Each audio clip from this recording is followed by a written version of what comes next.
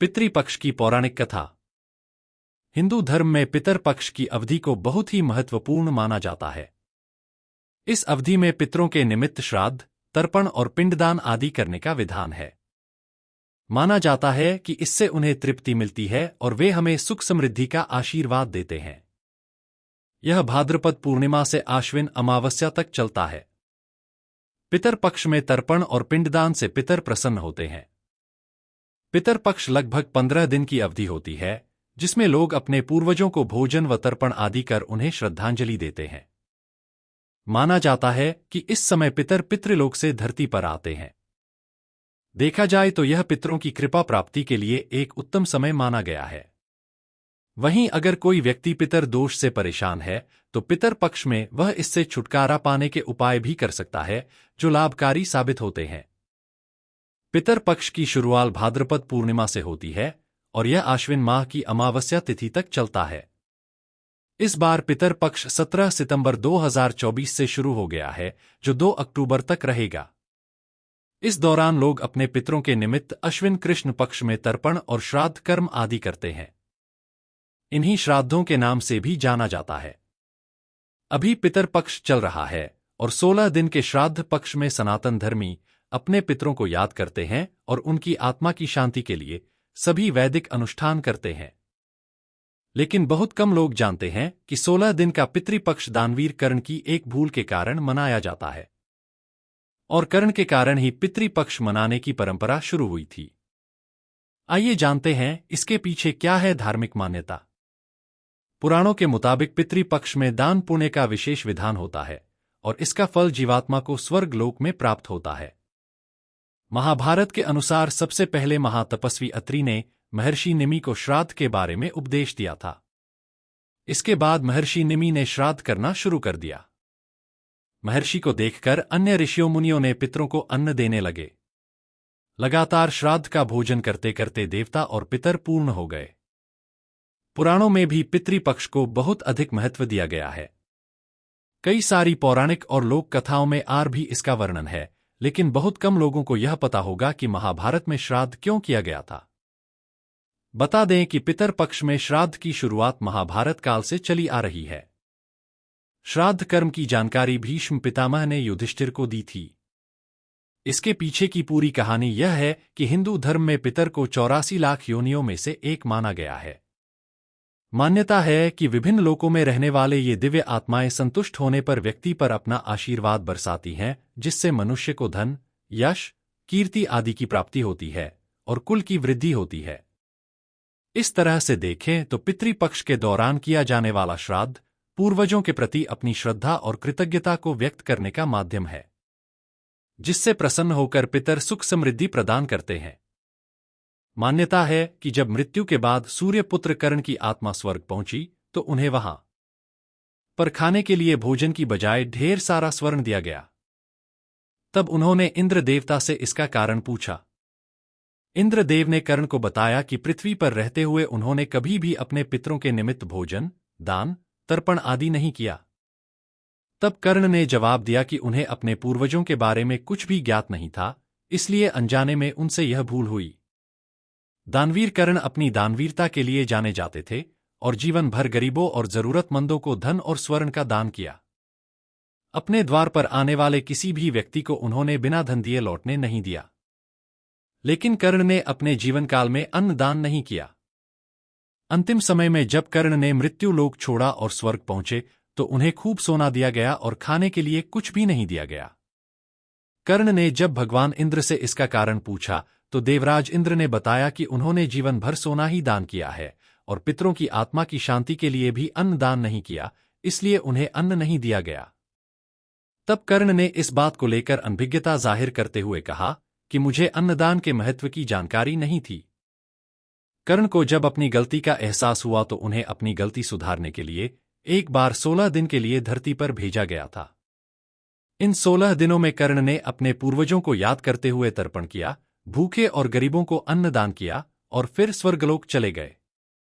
ऐसी मान्यता है कि तभी से 16 दिन का पितृपक्ष मनाने परंपरा चल रही है और इस दौरान लोग अपने मृत पूर्वजों को याद कर भोजन का आयोजन करते हैं, साथ ही इस बात का भी ध्यान रखना चाहिए कि पितृपक्ष के दौरान यदि कोई भिक्षा मांगने आए तो उन्हें कभी खाली हाथ नहीं जाने देना चाहिए। पितर कभी भी अपनी संतानों को परेशान नहीं करना चाहते हैं।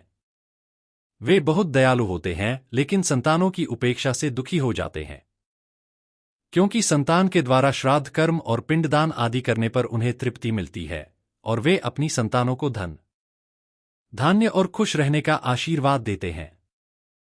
पितर यह नहीं चाहते कि उनकी संतानें उन्हें तृप्त करने के लिए बहुत कुछ करें।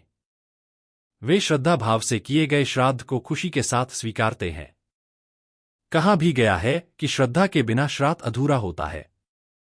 पितृपक्ष की पौराणिक कथा। भगवान श्री कृष्ण से एक बार पक्षीराज गरुड़ ने पूछा, हे प्रभु, पृथ्वी पर लोग अपने मृत पितरों का श्राद्ध करते हैं, उनकी रुचि का भोजन ब्राह्मणों आदि को कराते हैं, पर क्या पितृलोक से पृथ्वी पर आकर श्राद्ध में भोजन करते पितरों को किसी ने देखा भी है?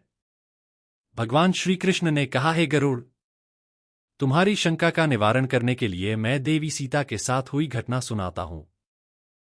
सीता जी ने पुष्कर तीर्थ में अपने ससुर आदि 3 पितरों को श्राद्ध में निमंत्रित ब्राह्मणों के शरीर में देखा था।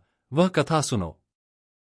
भगवान श्री कृष्ण कहते हैं, हे गरुड़, यह तो तुम्हें ज्ञात ही है कि श्री राम अपने पिता दशरथ की आज्ञा के बाद वनगमन कर गए थे, साथ में देवी सीता भी थीं।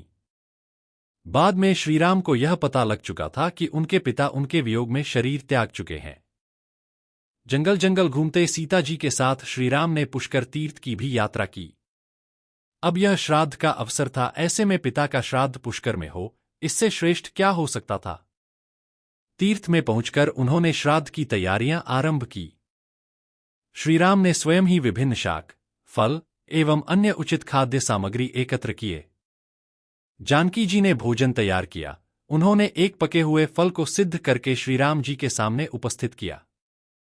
श्रीराम ने ऋषियों और ब्राह्मणों को सम्मान सहित आमंत्रित किया।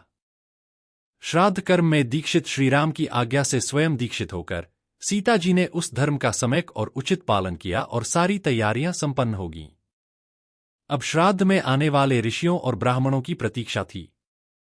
उस समय सूर्य आकाश मंडल के मध्य पहुंच गए और कुतुब मुहूर्त यानी दिन का 8वीं मुहूर्त अथवा दोपहर हो गई। श्रीराम ने जिन ऋषियों को निमंत्रित किया था वे सभी आ गए थे। श्रीराम ने सभी ऋषियों और ब्राह्मणों का स्वागत और आदर सत्कार किया तथा भोजन करने के लिए आग्रह किया। ऋषियों और ब्राह्मणों को भोजन हेतु आसन ग्रहण करने के बाद जानकी अन्न परोसने के लिए वहां आईं। उन्होंने कुछ भोजन बड़े ही भक्ति भाव से ऋषियों के समक्ष उनके पत्तों के बनी थाली पर परोसा। वे ब्राह्मणों के बीच भी गईं, पर अचानक ही जानकी भोजन करते ब्राह्मणों और ऋषियों के बीच से निकली और तुरंत वहां से दूर चली गईं। सीता जी लताओं के मध्य छिपकर जा बैठी। यह क्रियाकलाप श्रीराम देख रहे थे। सीता के इस कृत्य से श्रीराम कुछ चकित हो गए। फिर उन्होंने विचार किया कि ब्राह्मणों को बिना कराए साध्वी सीता लज्जा के कारण कहीं चली गई होंगी। सीता जी एकांत में जा बैठी हैं। फिर श्रीराम जी ने सोचा, अचानक इस कार्य का क्या कारण हो सकता है, अभी यह जानने का समय नहीं। जानकी से इस बात को जानने से पहले मैं इन ब्राह्मणों को भोजन करा लूं, फिर उनसे बात कर कारण समझूंगा। ऐसा विचार कर श्रीराम ने स्वयं उन ब्राह्मणों को भोजन कराया। भोजन के बाद ऋषियों को विदा करते समय भी श्रीराम के मस्तिष्क में यह बात रह रहकर कौंध रही थी कि सीता ने ऐसा अप्रत्याशित व्यवहार क्यों किया। उन ब्राह्मणों के चले जाने पर श्रीराम ने अपनी प्रियतमा सीता जी से पूछा, ब्राह्मणों को देखकर तुम लताओं की ओट में क्यों छिप गई थीं? यह उचित नहीं जान पड़ा। इससे ऋषियों के भोजन में व्यवधान हो सकता था। वे कुपित भी हो सकते थे। श्रीराम बोले, हे सीते, तुम्हें तो ज्ञात है कि ऋषियों और ब्राह्मणों को पितरों के प्रतीक मान जाता है। ऐसे में तुमने ऐसा क्यों किया? इसका कारण जानने इच्छा है, मुझे अविलंब बताओ। श्री राम के ऐसा कहने पर सीता जी मुंह नीचे कर सामने खड़ी हो गईं और अपने नेत्रों से आंसू बहाती हुई बोली, हे नाथ, मैंने यहां जिस प्रकार का आश्चर्य देखा है उसे आप सुने। इस श्राद्ध में उपस्थित ब्राह्मणों की अगली पांत में मैंने 2 महापुरुषों को देखा जो राजा जैसे प्रतीत हो रहे थे। ऋषियों ब्राह्मणों के बीच सजे धजे राजा महाराजा जैसे महापुरुषों को देख मैं अचरज में थी। तभी मैंने आपके पिताश्री के दर्शन भी किए। वह भी सभी तरह के राजसी वस्त्रों आभूषणों से सुशोभित थे।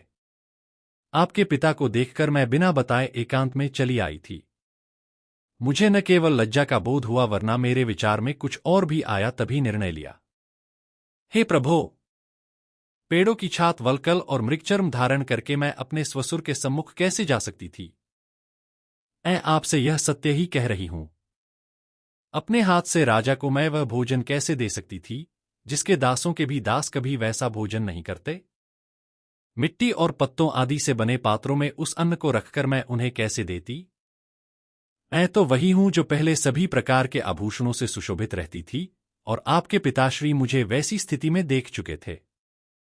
आज मैं इस अवस्था में उनके सामने कैसे जाती, इससे उनके मन को भी क्षोभ होता। मैं उनको क्षोभ में कैसे देख सकती थी? क्या यह कहीं से उचित होता? इन सब कारणों से हुई लज्जा के कारण मैं वापस हो गई और किसी की दृष्टि न पड़े इसलिए सघन लता में आ बैठी। गरुड़ जी बोले, हे भगवान, आपकी इस कथा से मेरी शंका का उचित निवारण हो गया कि श्रद्धा में पितृगण साक्षात प्रकट होते हैं और वे श्राद्ध का भोजन करने वाले ब्राह्मणों में उपस्थित रहते हैं।